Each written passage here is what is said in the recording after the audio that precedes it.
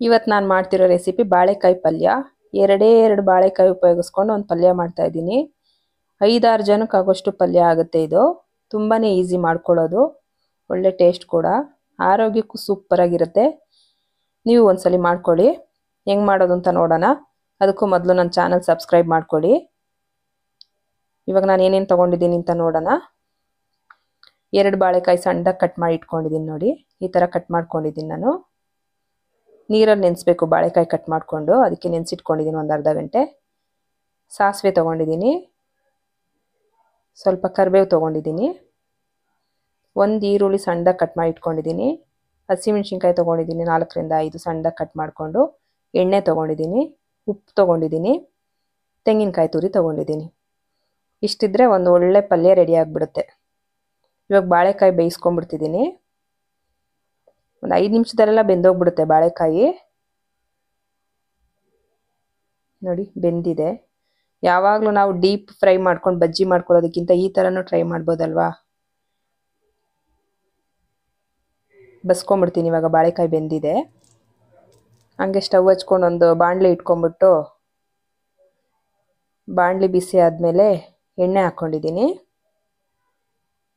ಎಣ್ಣೆ ಕಾದಿದೆ. ಸಾಸಿವೆ ಹಾಕ್ಕೊಂಡಿದ್ದೀನಿ. ಸಾಸಿವೆ ಚಟಪಟ ಅಂದಮೇಲೆ ಕರಿಬೇವು ಹಾಕ್ಕೊಂಡಿದ್ದೀನಿ, ಸ್ವಲ್ಪ ಕಡಲೆಬೇಳೆ ಹಾಕ್ಕೊಂಡಿದ್ದೀನಿ. ಫ್ರೈ ಮಾಡ್ಕೊತಾ ಇದ್ದೀನಿ. ನೀವು ಬೇಕಂದರೆ ಕಡಲೆಬೇಳೆ ಹಾಕ್ಕೊಳ್ಳಿ, ಇಲ್ಲಾಂದರೆ ಸ್ಕಿಪ್ ಮಾಡ್ಬೋದು. ಇವಾಗ ನಾನು ಹಸಿಮೆಣಸಿನ್ಕಾಯಿ ಹಾಕ್ಕೊಂಡಿದ್ದೀನಿ. ಅದು ಸ್ವಲ್ಪ ಫ್ರೈ ಆದ ತಕ್ಷಣ ಈರುಳ್ಳಿ ಹಾಕ್ಕೊಂಡಿದ್ದೀನಿ. ಈರುಳ್ಳಿ ಫ್ರೈ ಮಾಡ್ಕೊಂಬಿಡ್ತೀನಿ. ಈರುಳ್ಳಿ ಬಣ್ಣ ಚೇಂಜ್ ಆಗೋವರೆಗೂ ಫ್ರೈ ಮಾಡ್ಕೊಂಬಿಡ್ತೀನಿ. ಇವಾಗ ಅರಿಶಿನ ಹಾಕೋತಾ ಇದ್ದೀನಿ.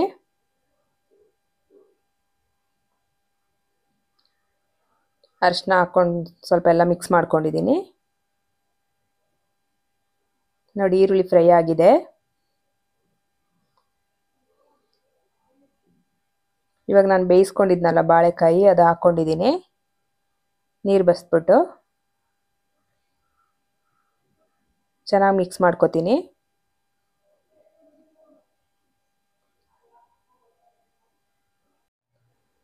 ಚೆನ್ನಾಗಿ ಮಿಕ್ಸ್ ಮಾಡ್ಕೋಬೇಕು. ಉರಿ ಕಡಿಮೆ ಮಾಡ್ಕೋತೀನಿ ನಾನು ಸ್ಟವ್ವು. ಏನಕ್ಕೆ ಅಂದರೆ ತಲೆ ಹಿಡ್ಬಿಡುತ್ತೆ ಅಂತ. ಆಯಿಲ್ ಕಡಿಮೆ ಹಾಕಿದ್ದೀನಲ್ವ ಅದರಿಂದ. ಇವಾಗ ರುಚಿಗೆ ಎಷ್ಟು ಬೇಕೋ ಅಷ್ಟು ಉಪ್ಪು ಹಾಕೋತೀನಿ. ನಾನು ಬಾಳೆಕಾಯಿ ಬೇಯಿಸ್ಬೇಕಾದ್ರೆ ಉಪ್ಪು ಹಾಕಿಲ್ಲ, ಬೇಕಂದರೆ ಆವಾಗಲೂ ಸೇರಿಸ್ಕೋಬೋದು. ನಾನೆಲ್ಲ ಸ್ವಲ್ಪನೇ ಮಾಡೋದಲ್ವ, ಲಾಸ್ಟಲ್ಲಿ ಸೇರಿಸ್ಕೊತಿದ್ದೀನಿ. ಇವಾಗ ತೆಂಗಿನಕಾಯಿ ತುರಿ ಹಾಕ್ತಿದ್ದೀನಿ. ಚೆನ್ನಾಗಿ ಮಿಕ್ಸ್ ಆಗಲಿ. ನೋಡಿ ಎಷ್ಟು ಚೆನ್ನಾಗಿ ಮಿಕ್ಸ್ ಮಾಡ್ಕೊಂಡಿದ್ದೀನಿ. ಇದ್ರ ಜೊತೆ ಕಡಲೆ ಬೀಜ ಹುರಿದ್ಬಿಟ್ಟು ಪುಡಿ ಮಾಡಿ ಹಾಕ್ಕೊಂಡ್ರೂ ಚೆನ್ನಾಗಿರುತ್ತೆ. ಒಳ್ಳೆ ಟೇಸ್ಟ್ ಇದೆ. ನೋಡಿ ಎಷ್ಟು ಚೆನ್ನಾಗಿ ಬಂದಿದೆ. ವಿಡಿಯೋ ಇಷ್ಟ ಆದರೆ ಒಂದು ಲೈಕ್ ಮಾಡಿ, ಶೇರ್ ಮಾಡಿ. Thank you.